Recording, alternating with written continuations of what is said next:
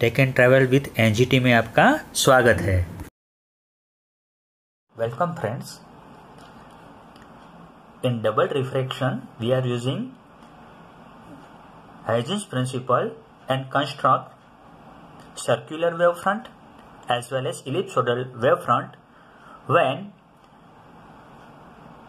the ray is inclined at the surface. I mean there is inclined incident of plane wave at the surface. We also note that there are three cases when the optic axis is parallel to doubly refracting crystalline surface. Second case, optic axis is perpendicular to this crystalline surface. And third one is optic axis has inclined any angle to this crystalline surface. Okay, now this plane wave is inclined and incident on this surface. This one is a calcite and here is a air. It is a negative crystal. Now you know that what do you mean by double refraction? Double refraction of a light means, let me say, you can get two refracted rays from one incident ray. The phenomena is called double refraction. This crystal is called calcite crystal. Okay, now you will get extraordinary ray and here is a ordinary ray. Two rays are there and both rays are, we can say, it is a polarized, plane polarized like this. Okay, now vibration of electric field vector is inside the plane of paper for ordinary ray, I mean perpendicular, and vibration of electric field vector for extraordinary ray is parallel to the plane of paper. So in this way both the ray will vibrates, I mean electric field vector of E vibrates perpendicular that of the ordinary rays. Okay, now let me say, in doubly refracting material, you will get two types of wavefront. Circular wavefront produced by ordinary ray and ellipsoidal wavefront produced by extraordinary ray. Why it is so? Because the velocity of ordinary ray is same in all direction. Same in all direction. This follows circular path. And ordinary ray obeys Snell's law. But extraordinary ray, vibration of electric field vector of extraordinary ray. Okay, here you can say the velocity of this type of electric field vector or extraordinary ray is different in different direction. Is different in different direction and does not obey Snell's law. So wavefront produced by ordinary ray is circular wavefront. Wavefront produced by extraordinary ray is ellipsoidal wavefront. But you know that optic axis, I mean it is the direction in which double refraction is not possible and velocity of ordinary ray and extraordinary ray are become equal. So optics axis is the direction in which the velocity of ordinary ray and velocity of extraordinary ray, okay, are both equal. So here the velocity are equal, here also velocities of ordinary ray and extraordinary ray are equal. So please keep in your mind that at, you can say, optic axis, both circular wavefront and ellipsoidal wavefront touches to each other.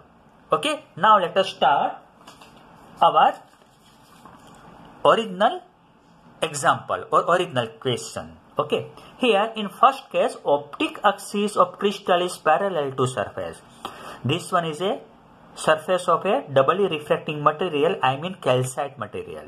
Okay, now you can see optic axis is parallel to surface. Okay, and this way is incident at incline incident of this wave. Okay, now you can say what will happen at point A. This one is a wave front AB. Okay, in the air. Now what will happen?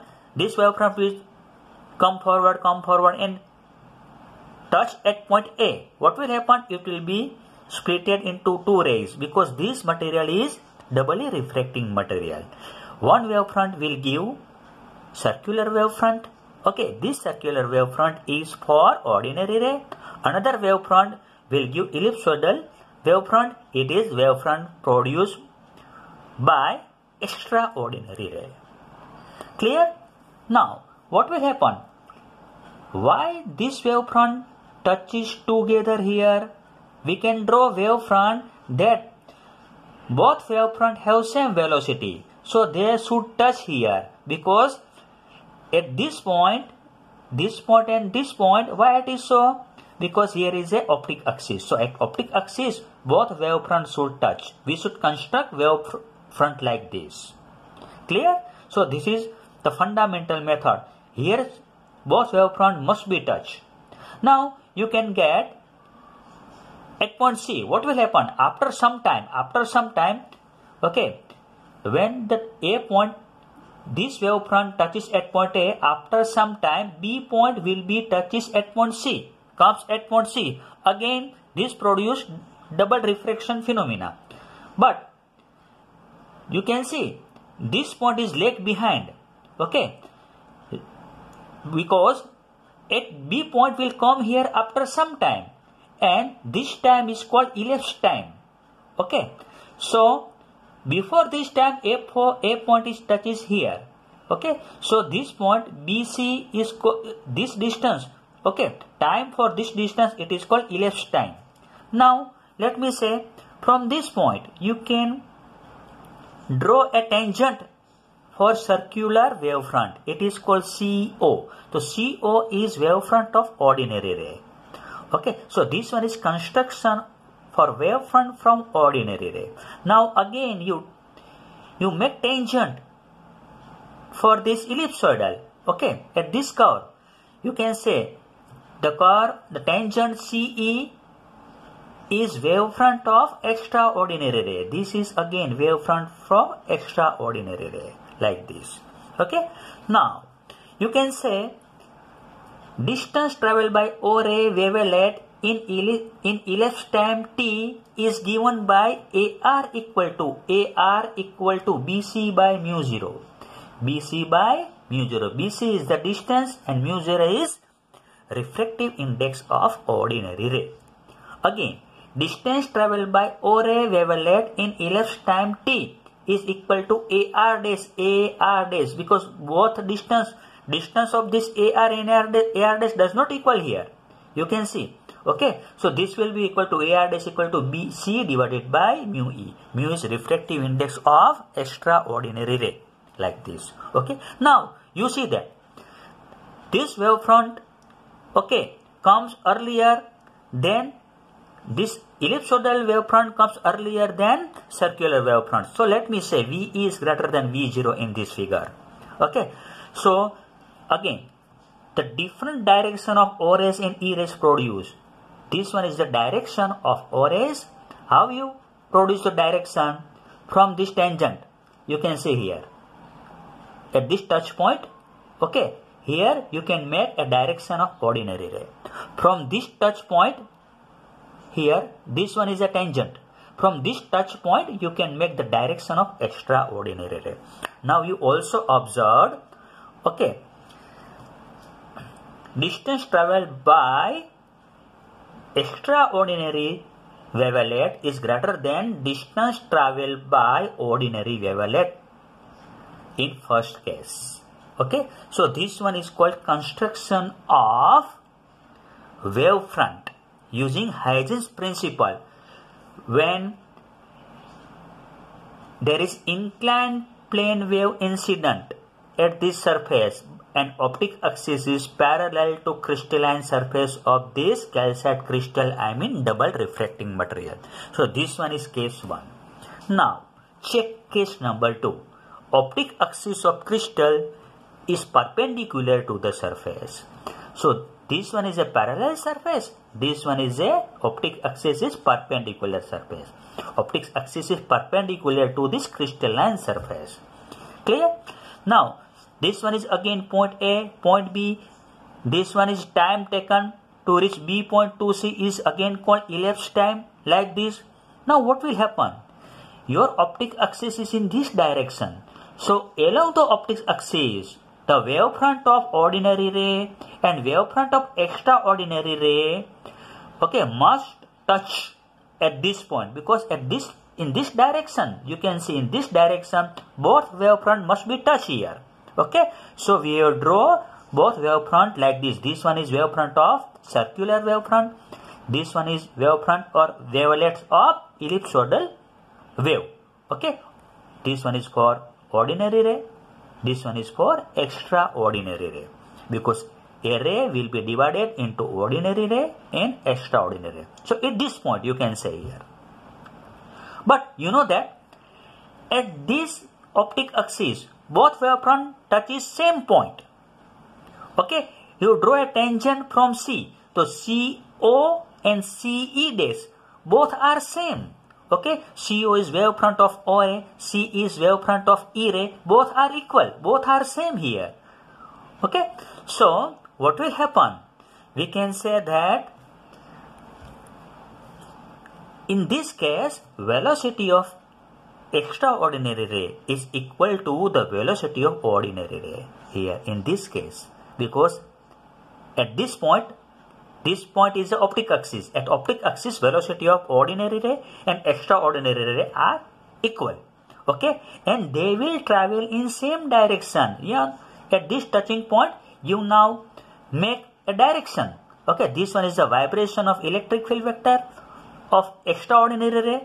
This one is a vibration of electric field vector of ordinary ray. But you can see that both the velocity are remaining same, but vibration of their individual electric field vector of extraordinary ray and ordinary ray are mutually perpendicular to each other like this. And you can again say AR dash equal to AR. Distance traveled by ordinary ray and distance traveled by extraordinary ray or wavelets are both equal. Okay, so in this way we construct the wavefront of ordinary ray and extraordinary ray by making a tangent, okay, from this point. Okay, now let me say third case. Optic axis of crystal, okay, is inclined the surface. This one is the optic axis is neither remaining parallel nor to perpendicular, but at some angle to this crystalline surface, I mean calcite crystal surface. This one is an inclined ray, beam of light. Okay, now you can say here, at this point A, there will be circular wavefront. You can draw circular wavefront. Okay, now in this direction, you see, this direction is the direction of optic axis. So along this direction, at this point, both wavefronts should touch. You should draw second ellipsoidal wavefront such that both wavefront are touches at this optic axis. Okay, clear. So now you draw this point like this and touches here. Again this. Okay, now make a tangent from point C. CO. This tangent or this wavefronts give us the wavefront of ordinary ray. Again, make another tangent for extraordinary ray or ellipsoidal wavefront. Okay, you can say make a touch here at this parabola. Okay, CE, it is wavefront of extraordinary ray. Now at this touching point, you can say at this ray is the direction of ordinary ray, but at this touch point, okay, you can say this one is the direction of extraordinary ray. So both ray are travel, ordinary ray and extraordinary ray travel in different direction. Okay, now in this case again you can write here. Okay, AR dash. Okay, let me write here AR dash. Okay, is greater than AR. Is greater than AR. Same. You can see from figure. Okay, again, what is AR? AR equal to BC divided by mu 0. Okay, and AR dash equal to BC divided by mu. Now you know that velocity of extraordinary ray, because this ellipsoidal ray is in front. Okay, velocity of extraordinary ray is greater than velocity of ordinary ray. You can see this figure. This is wavefront or wavelet of ordinary ray. This one is wavelet of extraordinary ray. It is in outside. So it travel faster. Extraordinary ray is travel faster than ordinary ray. So we can say VE is greater than VO. Clear? So, and O rays and E rays in travel in different direction. Thank you.